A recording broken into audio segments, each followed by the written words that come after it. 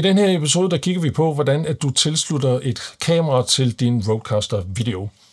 Og jeg vil jo anbefale en model af det her, sådan et point-and-shoot kamera. Både Canon og Sony, de laver nogle glimrende modeller til omkring 4-5.000 kroner.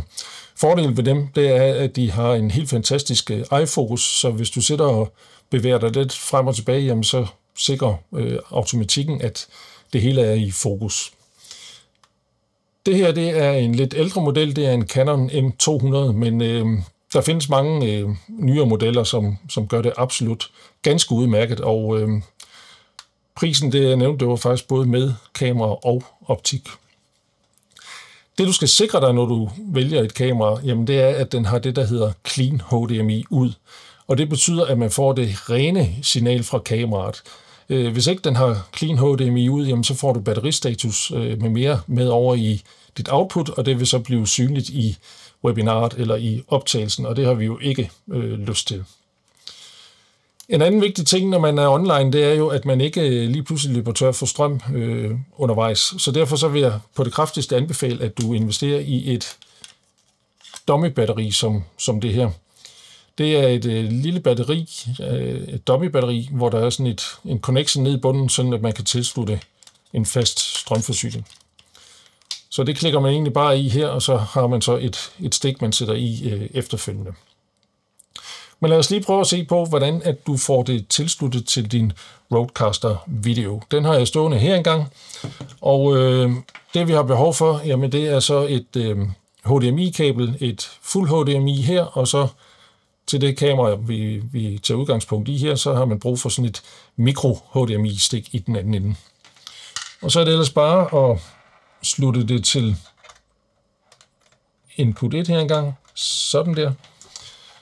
Og så tager man den anden ende, og det skal vi så have tilsluttet vores kamera. Og der er sådan en lille låge her engang, man lige vipper til side, hvor der så er det mikro-HDMI-stik nedunder, og så sætter man det ellers til på den her facon.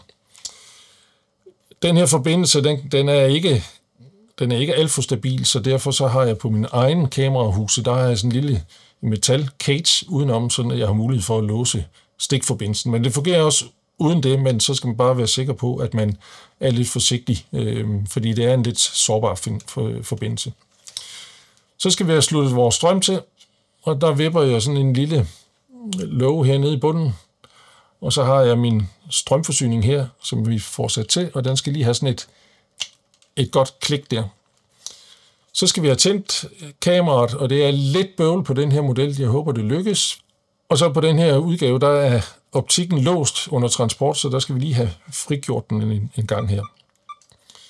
Og nu fik jeg så lige stillet på nogle indstillinger. Der er touch bagpå. I mit eget setup, jamen, så kører jeg altid med de samme kameraindstillinger, fordi jeg kører med kontrolleret lys. Jeg har sådan et mørklægningsgardin, sådan at der altid er samme lysniveau i mit rum, hvor jeg optager.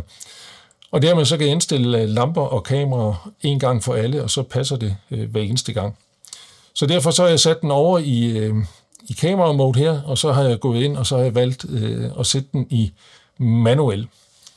Jeg kører med en lukketid på en 50-tyvendedel, fordi at min enhed, jeg optager på, jamen den er sat til en 25. del. Og man dobler altid lukketiden her på kameraet, for at det får den rigtige blur-effekt. Og så har jeg sat den til en blænde på f4, og det passer godt sådan rent, hvor meget der er i fokus osv., og så kører jeg med en ISO 400.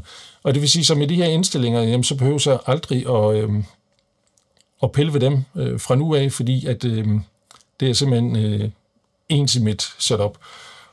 Og som du kan se, så er kameraet nu sluttet til, og nu er det egentlig bare at få det installeret sådan, at jeg kan bruge det i mit setup. Det her kamera, det har jeg som regel siddende heroppe bagved, som tager et view ned over min arbejdsstation. Og jeg har i alt 3 kameraer, når jeg optager min video, men et kan også godt gøre det til at starte med. Så det er jo lige en kort gennemgang af, hvordan at du får koblet kamera til din Rodecaster video. Husk det der med, at det er meget, meget vigtigt, at det har Clean HDMI ud. Jeg bliver ringet op af mange kunder, som er lidt frustreret over, at de ikke kan få det her rene signal, og så er det egentlig bare fordi, at de har fået investeret i det forkerte kamera. Og så er meget vigtigt også det her med at få et dummy-batteri sat i, sådan at du ikke løber tør for strøm undervejs. Det var alt for denne gang. Tak fordi du kiggede med, og lad os tælles ved i kommentarsport. Hej!